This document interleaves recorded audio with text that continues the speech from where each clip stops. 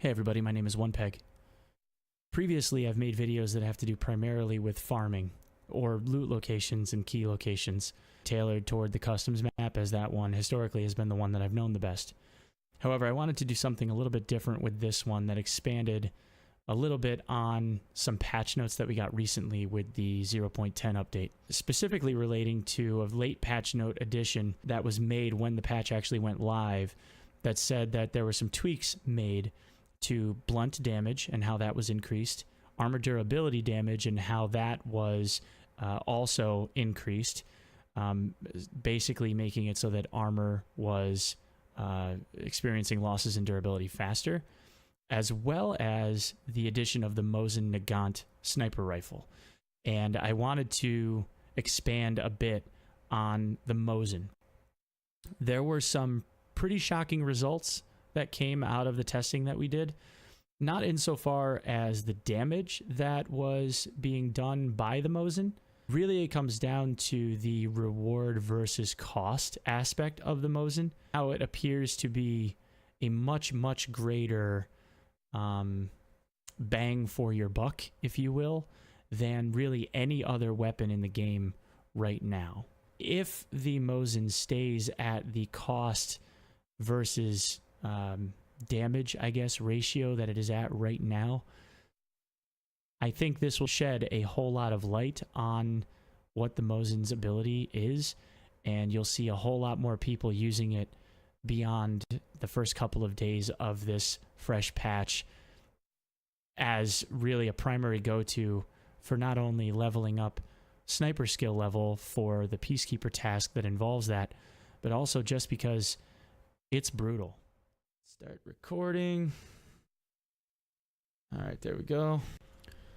I want to be extremely clear before this begins that the scientific method that was involved is something that I realize was done extremely loosely.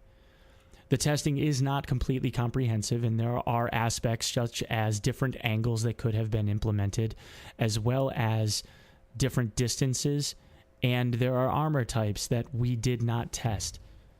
However, I still feel as though the evidence that will be presented here will be a pretty strong basis for anyone else to do their own individual testing, and I would ask that if any of the people watching this were to do so, that they please contribute to this little bit of work. Additionally, the gentleman that was helping me in creating this test goes by the name of Jupe. His channel will be listed in the description.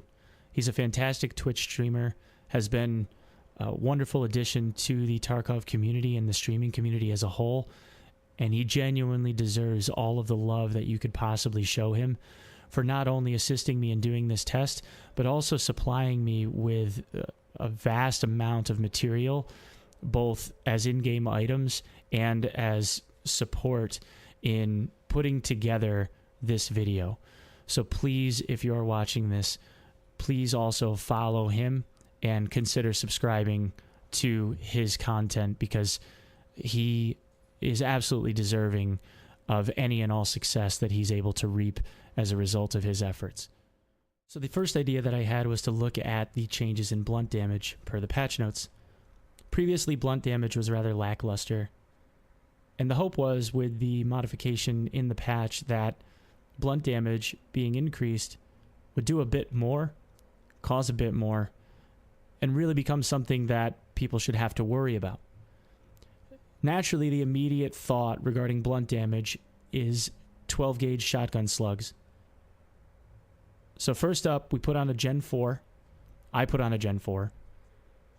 Basically stood in front of Jupe and asked him to shoot me in the chest at 10 feet to see what the effect would be. 3, 2, 1. Alright, hold up. Alright, so that was 19 damage. And 19? 19. What? So that did, yeah, that did 19 damage to my chest, and the Gen 4 took about 3 Dura. Alright, so hit me again.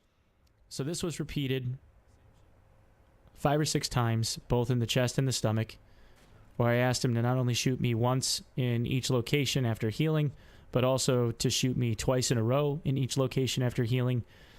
And just about every single time it was consistent to 2.5 to 3 durability damage per hit, as well as 19 damage very consistently in whatever region it was that he shot me in, so long as it was covered by the armor. All right. 3, 2, 1. Yeah, 19 damage. Historically, slugs were the place that people would go to for blunt damage. However, because we wanted to be rather thorough, it stood to reason that there should be a comparison between 12-gauge buckshot and slugs. So our next test had to deal with slugs being shot to the chest and stomach at relatively close range, so that obviously all of the pellets were connecting with whatever region it was that we were aiming at. Go for it. All right. God, how's your face? All right, so chest took 19 damage, same blunt damage, but I took 8 durability loss on the Gen 4. Now the slugs caused between 2.5 and 3 durability damage, opposed to buckshot, which caused 8 durability damage to a brand new Gen 4. In addition to this, I should correct that there was an error here, where when I made first glance at this, I had said it was 19 damage, but it was actually 29, which I ended up correcting myself on in the midst of this stream with Jupe. So we have 10 additional damage caused by the buckshot, in addition to almost 3 times the amount of durability damage being taken by the armor itself, which leads me to believe that even at close range, slugs do significantly less damage overall to both the player and the armor. And while there wasn't additional testing being done with buckshot at range, I can only imagine, or I can only speculate, that with the spread damage that is caused by buckshot, the damage overall to each part of the body at distance would only exacerbate this difference and continue to increase the gap between how much better buckshot is than slugs in the current update. So I wanted to move past this. The amount of testing that needed to be done for the buckshot versus slugs meta is still pretty inconclusive insofar as the amount of testing that I've done with these patch changes. It looks like they're on the right track, but it right now preliminarily looks like slugs still need to be boosted a little bit. I can't currently see a huge benefit to using slugs if you're coming across armored targets. It still looks like buckshot is king here. Obviously, there's additional testing that would need to be done with helmets as well as different armor types. But I really wanted to move on to the Mosin. Now, the Mosin Nagant is a sniper rifle that utilizes a 7.62 by 54R cartridge, which means that it packs the same amount of power as an SV98.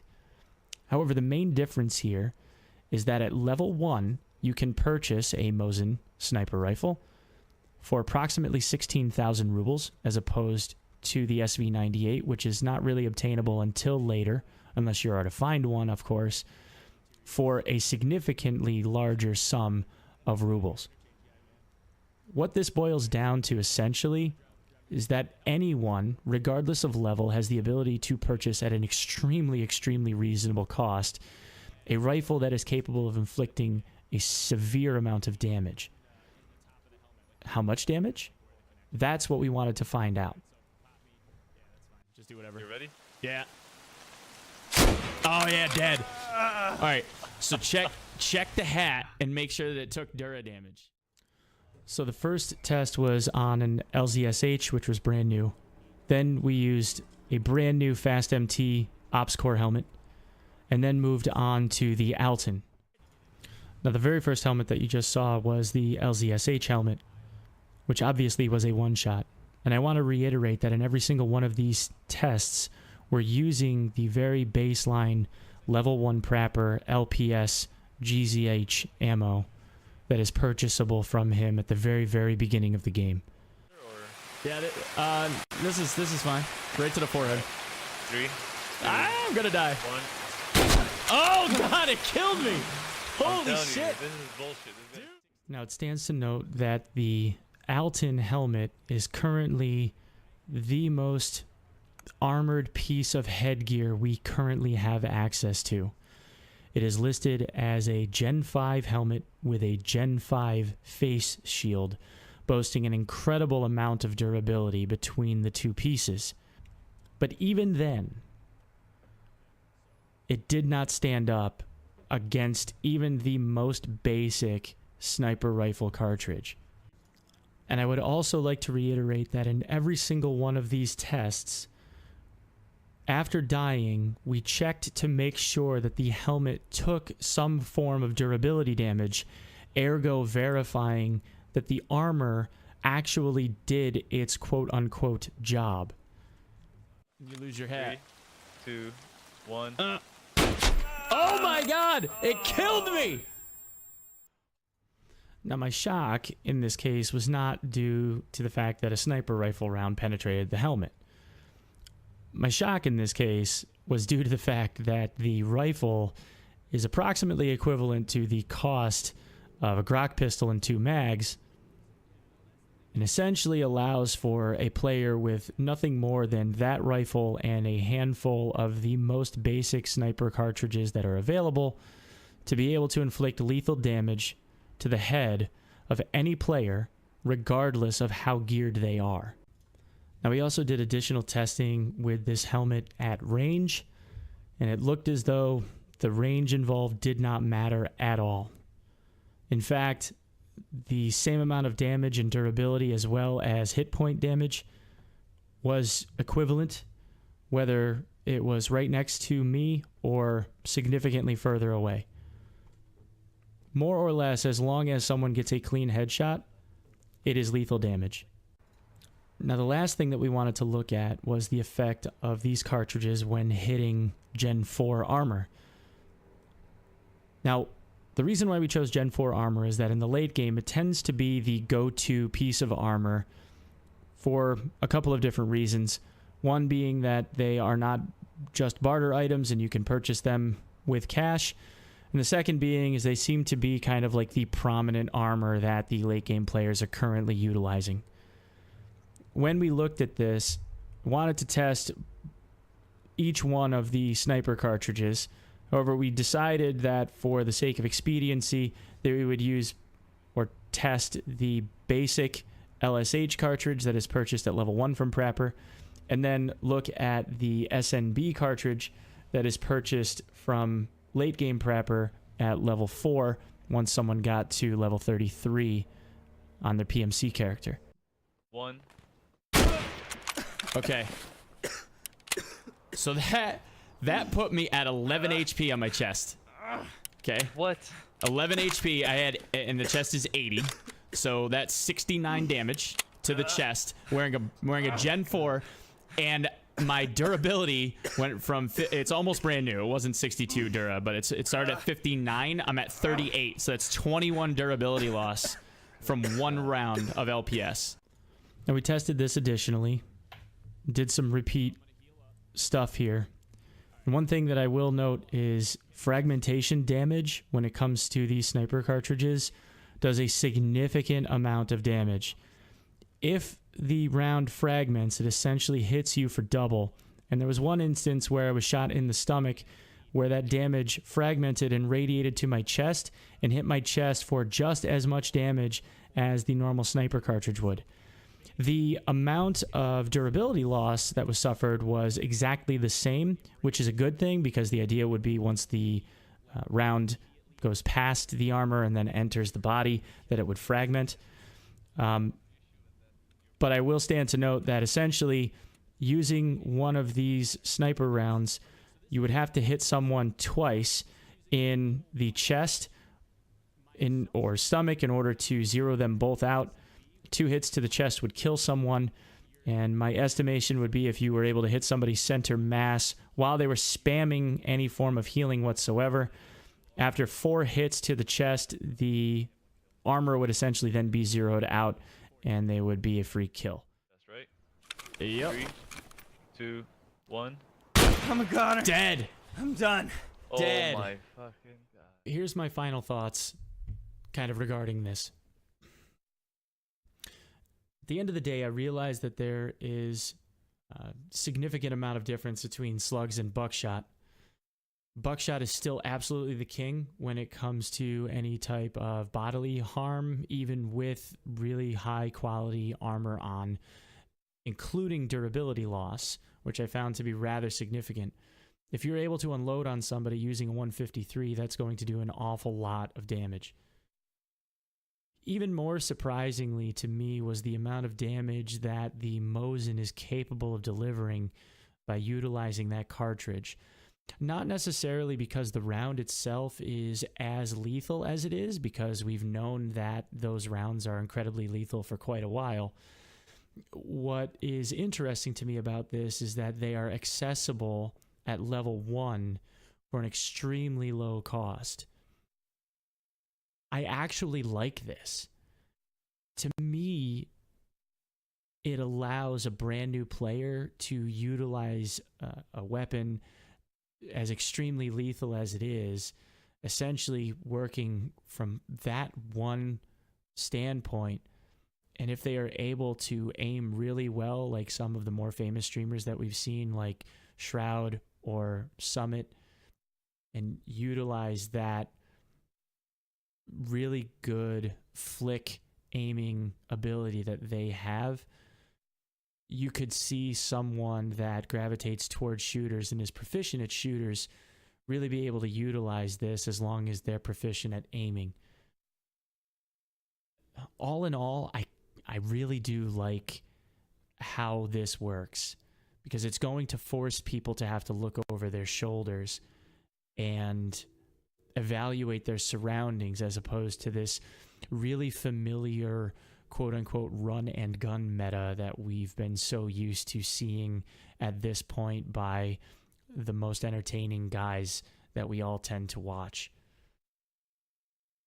These are just my thoughts, obviously, and the results are very inconclusive in regard to the very limited amount of testing that I was able to do given basic economic restrictions with in-game currency. And I look forward to anyone else's thoughts on this and any other data that anyone else has. Yeah. Thanks for checking this out, guys. I appreciate your time.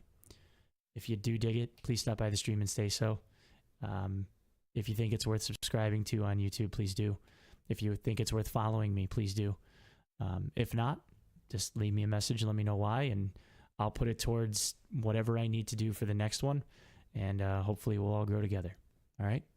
Thanks a lot, guys.